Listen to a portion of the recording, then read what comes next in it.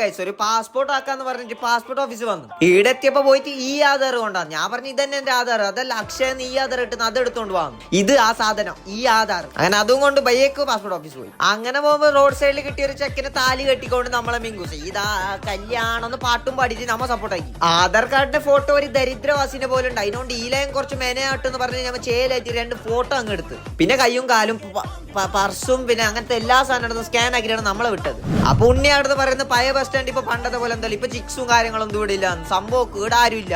അങ്ങനെ ബേജാറിലിരിക്കുമ്പോ ഇവിടെ ദിനേശ നല്ല ഐസ്ക്രീം തരുന്നെന്ന് പറഞ്ഞു. അങ്ങനെ നേരെ ദിനേശന്റെ ഐസ്ക്രീം തിന്നാൻ പോയി. കേറിയപ്പൻ ഒരു പപ്സ് എടുത്തിട്ട് ബായിലേക്ക് വെച്ചത് ബായ് എല്ലാം പൊളിയിട്ട് പോയി മിങ്കുന്റെ. ആക്രാന്ത് അപ്പോഴത്തേക്ക് കുറ്റിപുട്ടിയിൽ പുട്ടെത്തി. അങ്ങനല്ല പുട്ടുകുറ്റിയിൽ പുട്ടെത്തി. എന്തായാലും പണ്ടാരം പുട്ടെത്തി. എന്നിട്ട് അതിന്റെ മീത്ത കുറച്ച് കളറിങ് എല്ലാം നമുക്ക് തന്നു. നമ്മ അതിനെല്ലാരും അങ്ങ് നിൽക്കുന്നു ബാലം വരെ പിടിച്ച് തിന്നു.